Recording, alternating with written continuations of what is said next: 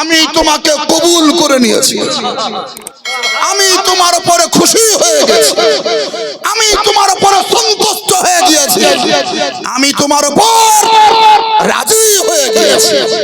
সুবহানাল্লাহ বলবেন না? যে খাজা মঈনুদ্দিন গায়েবী খবর শুনতে পেয়েছিলেন স্বয়ং আল্লাহ আমার উপরে রাজি হয়ে গিয়েছেন, সেই মঈনুদ্দিন আল্লাহর দরবারের রাজা মন্দির খবর পেয়ে আমার নবীর দরবারে হাজির হলেন। নবীকে সালাম জ্ঞাপন করেছিলেন। নবী মুস্তাফা সালাম শোনার পর ইতিহাস খুলবেন। আজকে কেউ যদি বলে যে নবী জিন্দা নাই, মরে গিয়েছে,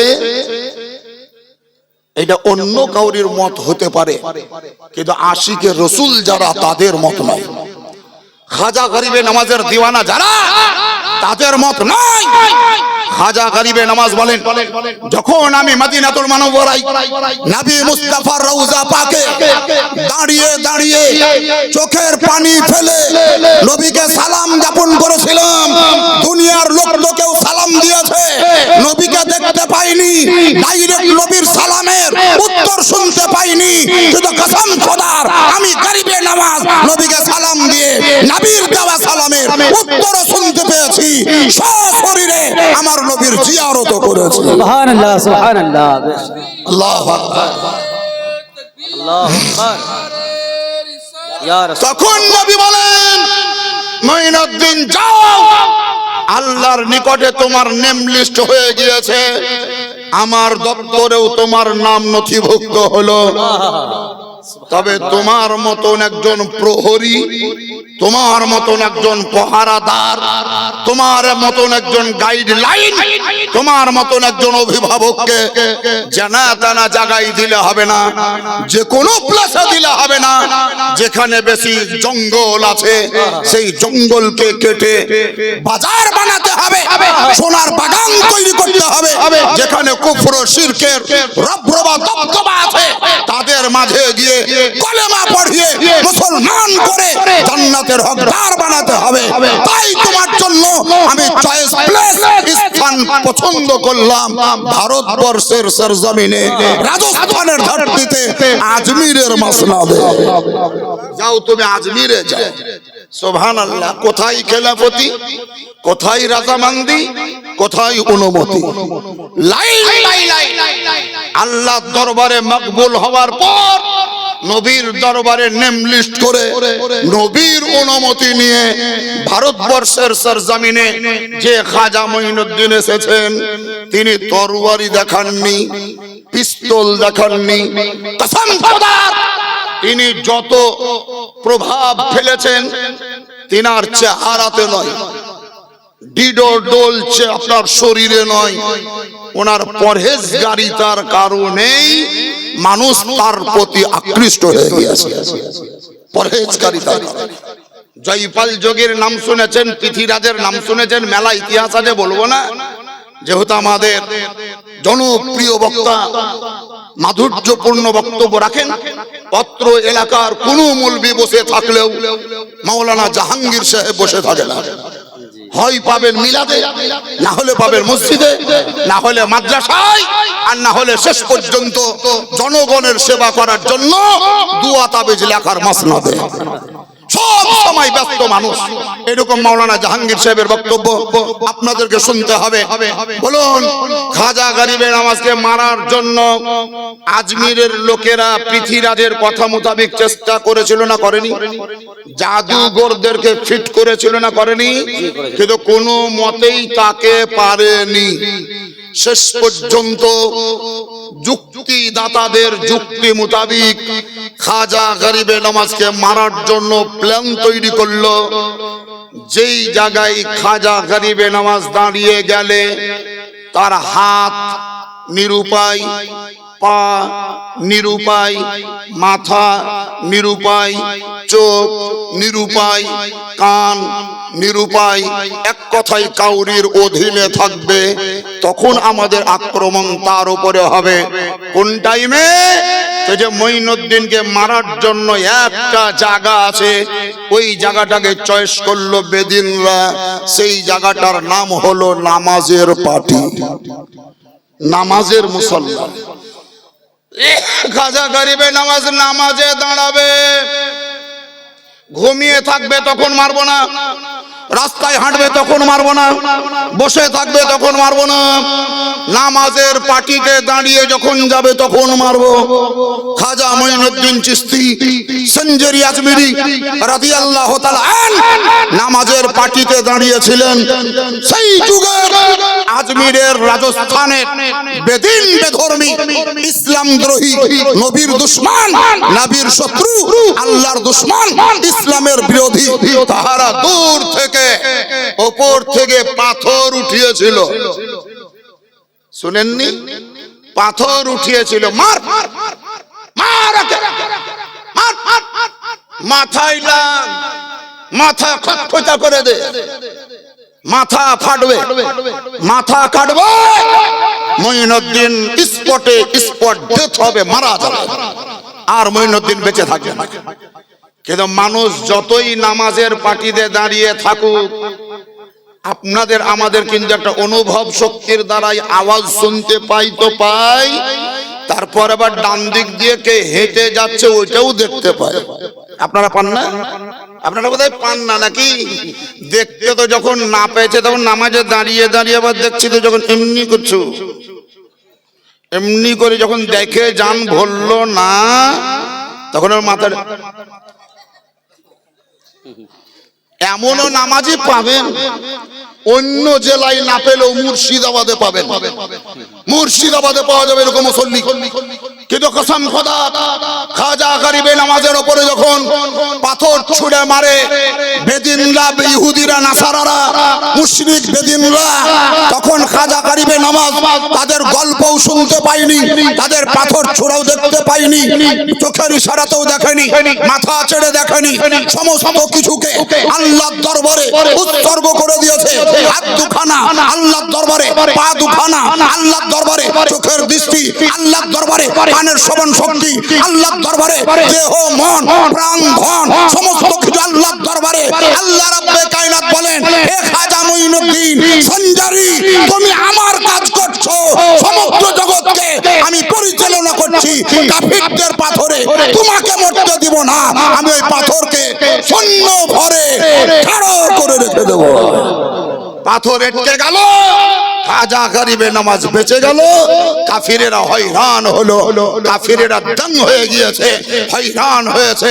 তরবারিতে নয়, পিস্তলে নয়, কসম খোদার নামাজের বদৌলতে, নামাজের বদৌলতে আমাদের নবী আকা মুস্তাফা আহমদ মুস্তাফা নবী মুহাম্মদ রাসূলুল্লাহ সাল্লাল্লাহু তাআলা আলাইহি ওয়াসাল্লাম 313 জন সাহাবায়ে কেরামদেরকে নিয়ে বদরের প্রান্তরে ইসলামের ইতিহাসে প্রথম যুদ্ধ করার জন্য তিনি গিয়েছিলেন। কাফিরদের সংখ্যা 1000-এরও বেশি। তারপরেও জুম্মার দিন নামাজের টাইমে আমার নবী বললেন, তোমরা দুই ভাগে বিভক্ত হও, এক ভাগ নামাজ পড়ো, এক ভাগ মোকাবেলা করো। এক ভাগ নামাজ পড়ো, এক ভাগ মোকাবেলা করো। সাহাবায়ে কেরামগণ বললেন, ইয়া রাসূলুল্লাহ, আমাদের সংখ্যা কম, ওদের সংখ্যা বেশি, নামাজে যদি আমরা অর্ধেক হয়ে যাই তাহলে মোকাবেলায় হয়তো পারবো না, মনে হয় ওরা জয় লাভ করবে। আমার নবী বলেছিলেন, যুদ্ধটাও করছি আল্লাহর হুকুমে, নামাজও পড়বো আল্লাহর হুকুম, ওইটাও আল্লাহর হুকুম, এটাও আল্লাহর হুকুম। আল্লাহর একটা হুকুমকে বর্জন করে আরেকটা হুকুমের উপরে আমল করব না। আমরা আমল যদি করি দুটোর উপরেই করব, জয়কার হবে পরাজয়কার হবে, এটা তোমার আমার হাতে নয়, এটা হচ্ছে স্বয়ং আল্লাহর হাতে। নবী পাক দুই ভাগে বিভক্ত করে নামাজ পড়ালেন, নামাজ পড়লেন, মোকাবেলা হলো, যুদ্ধের পরিণতি হলো কি শেষ পর্যন্ত রেজাল্ট পাওয়া গেল আল্লাহর হুকুমের উপরে আমল করার বদৌলতে শত শত নয়, হাজার হাজার কাফিরদের পরাজয় ঘটলো।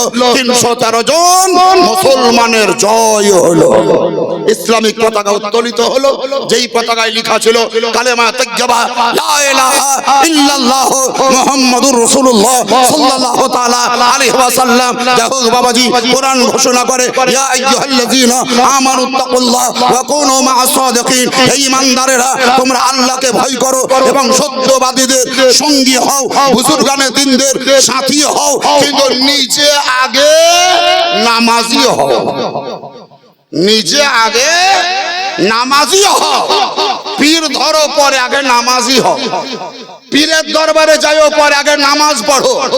আল্লাহর দরবারে যাও, মসজিদে ঢুকো, নামাজ না পড়ে, নোট করে রাখেন, নামাজ না পড়ে কোন বাপের বেটার কোন নিস্তার নাই, কোন উপায় নাই। নাসে কাতি থেকে সাবিত ফরজে আইন, আপনাকেও নামাজ পড়তে হবে, আমাকেও পড়তে হবে। সবচেয়ে বড় কথা, ইসলামের প্রবক্তা আমাদের নবী মুস্তাফা নিজেই নামাজি ছিলেন।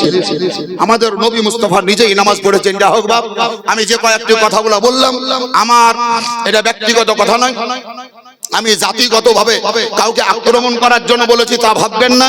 এটা ইসলামিক রুলস বললাম, ইসলামিক আইনের কথা বললাম, ইসলামিক কথা আপনাদের সামনে আমি থ্রো করলাম। আল্লাহ তাআলা আপনাদের আমাদেরকে যেন আমল করার তৌফিক দান করেন। জোরে বলুন আল্লাহুম্মা আমিন। আরো একবার জোরে বলুন আল্লাহুম্মা আমিন। আমরা মুসলমান অনেক টাকা অনেক জায়গায় খরচ করে দিই, হয়তো দেখা যায় অপচয় হয়ে গেল খরচ, কিন্তু টাকার বান্ডিল চলে গেল। আমি মুসলিম সমাজের নিকটে আবেদন করব, যদি কোনদিন পারেন ৫,০০০ টাকা জমিয়ে ইসলামিক পথে দান করার যদি টেন্ডেন্সি তৈরি হয়, তাহলে বর্তমানে আমাদের তাবর আহলে সুন্নাত ওয়াল জামাতের সুন্নি মাযহাবের বড় বড় মুফতিয়ানে দ্বীন, মুহাক্কিকিন, শারামাতিনগণ সুবহানাল্লাহ অনেক কিতাব লিখে রেখেছেন, কিন্তু টাকার অভাবে হয়তো কেউ ছাপাতে পারেননি, টাকার অভাবে মার্কেটিং করতে পারছেন না, টাকার অভাবে ডিস্ট্রিবিউট করতে পারছেন না, টাকার অভাবে প্রেসখানা বা ছাপাখানা থেকে বার করে আনতে পারছেন না।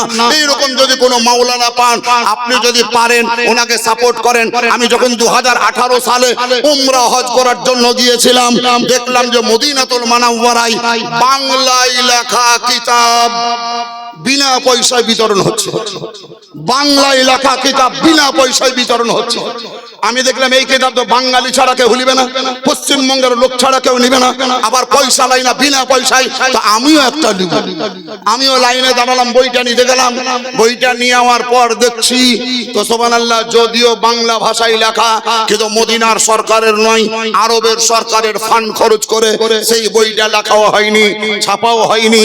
আমাদের এই মুর্শিদাবাদেরই কোন মৌলবি লেখেছে, আর এই মুর্শিদাবাদেরই বিড়ির কোন কোম্পানি টাকা দিয়ে বইটা ছাপিয়ে মানুষকে ধোঁকা দেওয়ার জন্য, ঈমানকে লুট করার জন্য, ঈমানকে নষ্ট করার জন্য পবিত্র জায়গা মদিনাতুল মুনাওয়ারায় বিতরণ করছে, মদিনায় বিতরণ করছে।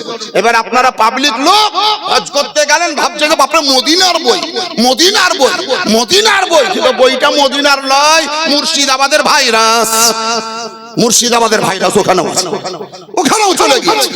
আপনারা মুসলমান বহুত জায়গায় বহুত টাকা খরচ করেন, কিন্তু আলেমদেরকে সাপোর্ট করে বই ছাপাতে পারেন না, আলেমদেরকে সাপোর্ট করে ইজতেমা তৈরি করতে পারেন না, আলেমদেরকে সাপোর্ট করে সংগঠন তৈরি করতে পারেন না, আলেমদেরকে সাপোর্ট করে আপনারা পাড়ায় পাড়ায় কালেকশন করে ১,০০০ টাকা নয় ১০,০০০ টাকা জড়ো করেন, ৫০,০০০ টাকা নয় ১০,০০০ টাকা কালেকশন করে বই কিনে আপনার সমাজের যুবকের হাতে হাতে ইসলামিক বই দিয়ে দেন, যেন তার আকীদা ঠিক থাকবে, ঈমান ঠিক থাকবে, আমল ঠিক থাকবে। বহুত কষ্ট করে অল্প বয়সের ছেলে আমাদের পশ্চিমবঙ্গের বুকে নামি দামি একজন মুফতি, যিনার নাম মুফতি আমজাদ হোসেন সিমনানি, দক্ষিণ দিনাজপুরে যার বাড়ি, যদিও বয়স কম কিন্তু সুবহানাল্লাহ তাবড় বক্তা, তাবড় বক্তা। অল্প বয়সে এখনো পর্যন্ত প্রায় ৪৩ খানা বই লিখিত ভাবে বাজারে চলে এসেছে, অনেকগুলা বই লিখেছে, বেচারা টাকার অভাবে ছাপাতে পারে না। এই মাত্র কয়েকদিন আগে প্রায় ২৫০ পৃষ্ঠার একটা বই তারই লিখিত বাজারে বেরিয়ে এসছে, মুহাদ্দিস এবং হাদিসের দৃষ্টিতে সহিহ নামাজ। বইখানে যেখানে এখানে আছে মুহাদ্দিস এবং হাদিসের দৃষ্টিতে সহিহ নামাজ, কোন পৃষ্ঠায় কি আছে, কত পাতায় কি আছে, মুফতি আমজাদ হোসেন সিমনানি সাহেবের লেখা। আমি ব্যবসার নিয়তে বলছি না, আপনাদের ঈমান এবং আমল যেন মজবুত থাকে তার জন্য আমি বলবো, বহুত টাকা বহুত জায়গায় খরচ করেছেন, মাত্র ১৫০ টাকা খরচ করে আজকের এই স্টেজ থেকে মাত্র ৭ খানা বই আছে।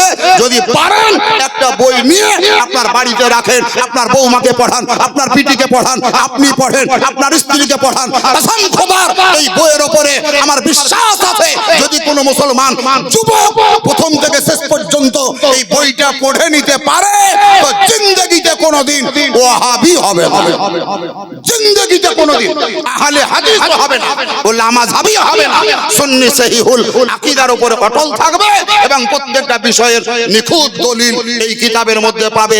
মুফতি আমজাদ হোসেন সিমনানি সাহেবের লেখা বইটা আমি অনুরোধ করব মাত্র 7টা লোক পাবেন, যেহেতু 7খান বই নিয়ে এসেছি আমি ওনার মহব্বতে 150 টাকা দাম।